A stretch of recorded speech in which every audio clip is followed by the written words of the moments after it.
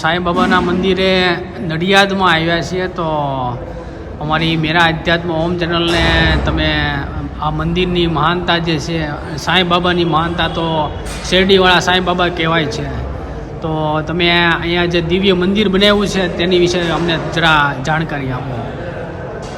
મારું નામ પંડ્યા રાજેન્દ્ર કુમાર ડાયાભાઈ છે. હું સાંઈબાબા મંદિરનો મુખ્ય પૂજારી છું અને 1999થી હું મંદિરમાં સેવા આપું છું.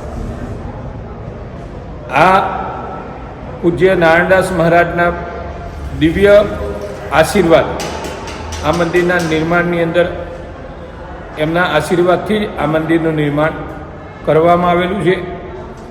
પૂજ્ય મહારાજશ્રીએ આ મંદિરની અંદર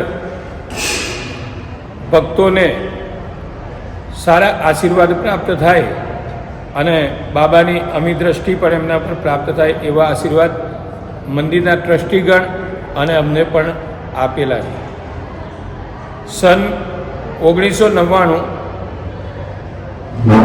જુલાઈ 1999ના દિવસે આ મંદિરનું પ્રાણ પ્રતિષ્ઠા કરવામાં આવી અને એ દિવસથી લઈ અને આજ દિન સુધી બાબા શિરડીમાં અહીંયા શિરડીથી પધારેલા છે અને ભક્તોની અનેક મનોકામના બાબા પૂર્ણ કરે છે. આજે જ્યોત જે છે એ અખંડ જ્યોત છે, અખંડ જ્યોત છે અને એ જ્યોત અમે સંતરામ મંદિરમાંથી લાવેલા છીએ.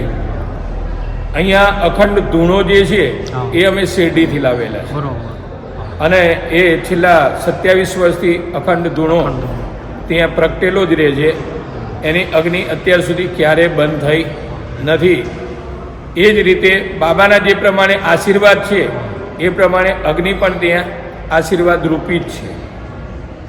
અહીંયા દર ગુરુવારના દિવસે અનેક ભક્તો દર્શનનો લાભ લે છે. સાંજના સમયે ખીચડીનો પ્રસાદ બનાવવામાં આવે છે. જે આવનાર ભક્તો માલદાર હોય કે ગરીબ હોય, રાજા હોય કે રંક હોય, દરેકને અહીંયા પ્રસાદ ખીચડીનો આપવામાં આવે છે. તેમજ અમારા વાર્ષિક ઉત્સવો પણ અહીંયા અનેક ઉજવવામાં આવે છે. જે હિન્દુ ધર્મ સાથે સંકળાયેલા જેટલા વાર્ષિક ઉત્સવો છે એ સનાતન ધર્મ સાથે સંકળાયેલા દરેક ઉત્સવો અહીંયા ઉજવવામાં આવે છે. આપ આજે પણ જોઈ રહ્યા છો કે અહીંયા ભગવાન શિવની આરાધના ચાલે છે અને બહાર અમારા એક સાંઈ ભક્ત છે, એમની ઈચ્છા અનુસાર આજે સાંઈ સત્યનારાયણ કથાનું આયોજન કરવામાં આવ્યું હતું અને એ કથાનું આજે દર્શનાર્થીઓએ ત્યાં આગળ લાભ લીધો અને એમણે પ્રસાદ પણ ત્યાં ભોજનનું વ્યવસ્થા પણ કરવામાં આવી છે. એટલે જે ભક્ત આવે એ ભોજન પણ લઈ શકે એવી આજે વ્યવસ્થા કરવામાં આવી છે. જય સાંઈ બાબા. જય સાંઈ રામ.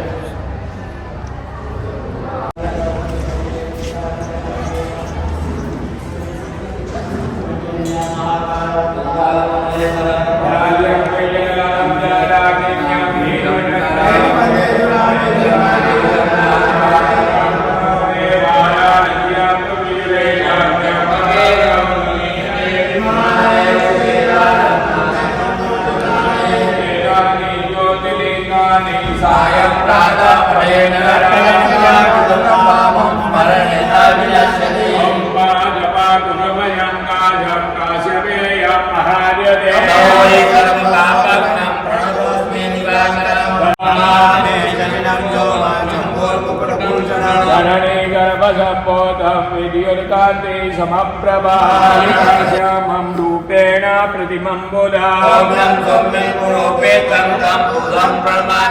देवानां च ऋषीणां च गुरुकाञ्चन सन्निभां